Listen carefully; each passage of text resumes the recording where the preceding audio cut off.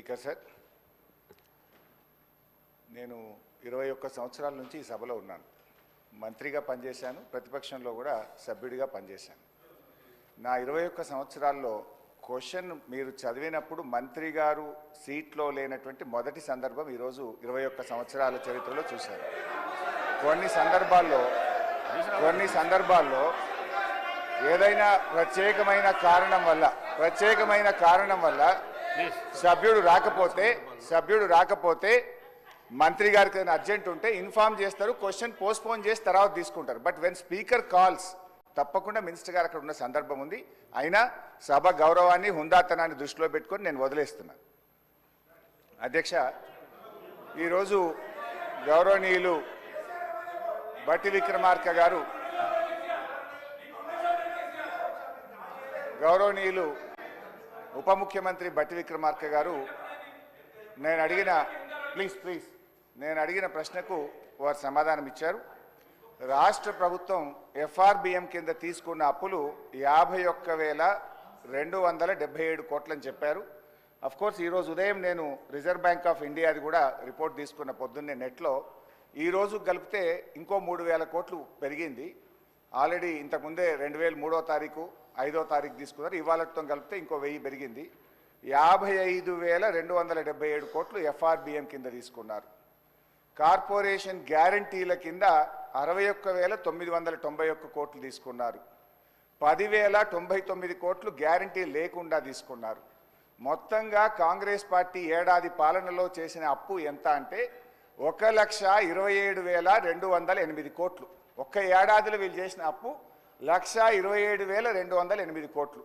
5 ఏళ్లకు మనం లెక్క కడితే ఎంత అవుతుందంటే అధ్యక్ష, 6,36,040 కోట్ల రూపాయలు 5 ఏళ్లలో కాంగ్రెస్ ప్రభుత్వం చేయబోయే అప్పుగా దీన్ని బట్టి మనకు స్పష్టంగా కనబడతా ఉంది.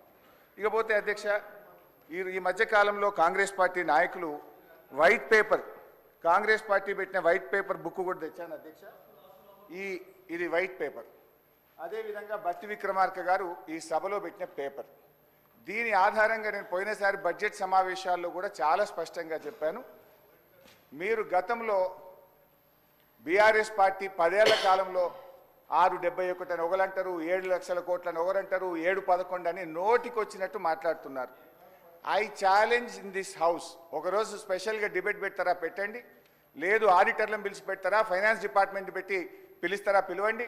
ఐ వాంట్ టు ప్రూవ్ 10 ఏళ్ల బీఆర్ఎస్ కాలంలో జరిగిన మొత్తం అప్పు కేవలం 4,17,496 మాత్రమే. కానీ గోరంతలు కొండంతలు చేసి గోబల్స్ ప్రచారం చేసేటువంటి ప్రయత్నాన్ని ఈ సభ ద్వారా నేను తీవ్రంగా ఖండిస్తూ ఉన్నాను. గతంలో గౌరవనీయులు బట్టి విక్రమార్క గారు ఎన్నికల ముందు ఆదాయాన్ని సమకూర్చడంలో కాంగ్రెస్ పార్టీకి అపారమైనటువంటి అనుభవం ఉంది, హామీలన్నీ నెరవేర్చడం మాకు పెద్ద సమస్యే కాదు అని ఎన్నికల ముందు చెప్పారు. వీడియో కూడా ఉంది, కావాలంటే పంపిస్తాను. ఇప్పుడు అధికారంలోకి వచ్చిన తర్వాత ఏమైంది, ఏడాది అయింది, హామీలు ఎప్పుడు అమలు చేస్తారంటే అప్పుల పేరు చెప్పి తప్పించుకునేటువంటి ప్రయత్నం చేస్తున్నారు. ఒక అబద్ధాన్ని 100 సార్లు చెప్తే నిజమైతే అనే విధంగా గోబల్స్ ప్రచారం చేస్తూ ఉన్నారు. అందుకే ఈ శాసనసభ వేదికగా సభ్యులకు రాష్ట్ర ప్రజలకు కూడా ఈ 7 లక్షల కోట్ల అప్పు అని కాంగ్రెస్ పార్టీ చేస్తున్న ప్రచారం తప్పు అని ఈ సభ ద్వారా రాష్ట్ర ప్రజలకు నేను తెలియజేయదలుచుకున్నా అధ్యక్ష. ఆర్బీఐ కంటే గొప్ప వాళ్ళు అయితే ఉండరు అధ్యక్ష. ఇన్ఫ్యాక్ట్ అధ్యక్ష, ఈ 4,17,496 కోట్లలో కూడా 10 ఏళ్ల బీఆర్ఎస్ పాలనలో 4-5 ప్రత్యేకమైన విషయాలు ఉన్నాయి. 2 వరుస కరోనా సంవత్సరాలు రావడం వల్ల కేంద్ర ప్రభుత్వం అప్పుడు మొత్తం దేశం యొక్క ఎకానమీ అతలాకుతలమైంది. మీరు రాష్ట్రాలు 1.75% అదనంగా అప్పులు తీసుకోండి, క్యాపిటల్ ఎక్స్పెండిచర్ చేయండి అని కేంద్ర ప్రభుత్వం చెప్పడం వల్ల మనము తీసుకున్నటువంటి అప్పులు కూడా ఉన్నాయి.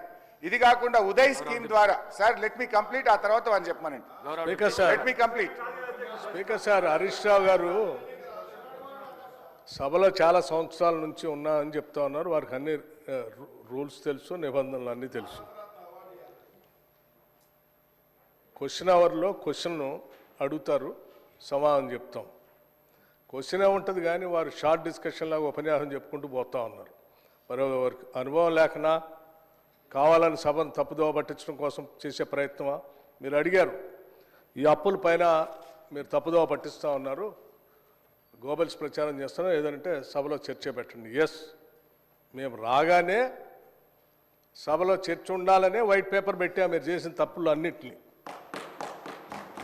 మళ్ళీ కావాలని అడుగుతుంటే మాకేం అభ్యంతరం లేదండి.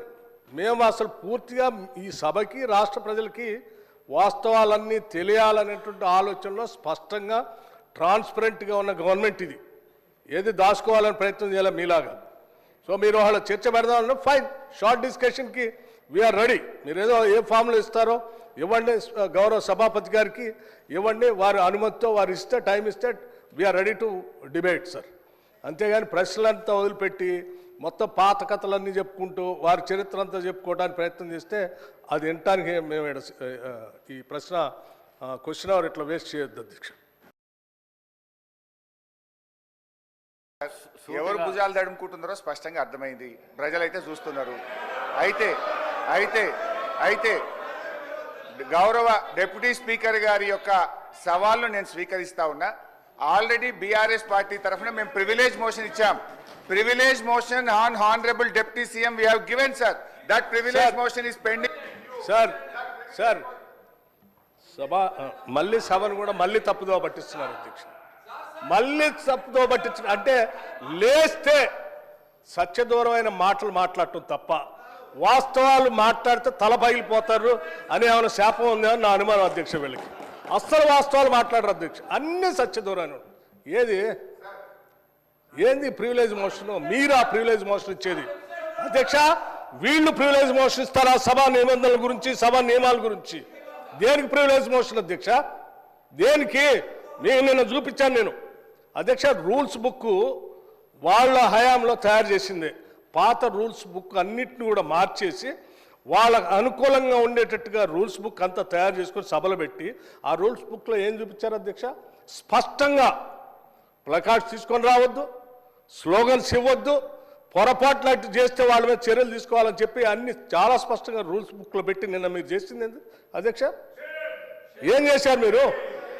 సభలో మీరు కానీ మీ నాయకుడు ఆనాడు ముఖ్యమంత్రిగా ఉన్నటువంటి కె చంద్రశేఖరరావు గారు సభలో చెప్పినటువంటి ఏ ఒక్క అంశాన్ని అమలు చేశారు అధ్యక్ష? సభ నిబంధనలు పూర్తిగా ఉల్లంఘించారు వాళ్ళు. హౌస్ ప్రివిలేజ్ మొత్తం పక్కదో పట్టించింది వాళ్ళు. ఒకటి కాదు, రెండు కాదు, 3 ఎకరాల భూమి బరాబర్ ఇస్తామని చెప్పారు దళితులు, గిరిజనులకు. ఇచ్చారా? ఈ సభలోనే కదా చెప్పింది వాళ్ళు. ఈ సభలోనే కదా అధ్యక్ష చెప్పింది. డబుల్ బెడ్రూమ్ ఇల్లు ఇస్తా అని చెప్పారు, ఇచ్చారా అధ్యక్ష? ఉద్యోగాలన్నీ పూర్తి చేస్తాం బరాబర్ అన్నారు, చేశారా? 2 భిన్నమైనటువంటి డైలాగ్స్ నేను వినిపించగలను అధ్యక్ష. బరాబర్ ఉద్యోగాలు ఇస్తాం అన్నది ఒకటి, ప్రభుత్వాలు ఏడున్నాయి ఉద్యోగాలు ఏడ తీసుకొచ్చిస్తామని అడిగింది ఇక్కడ నుంచే. సభ నిబంధనలు నియమాల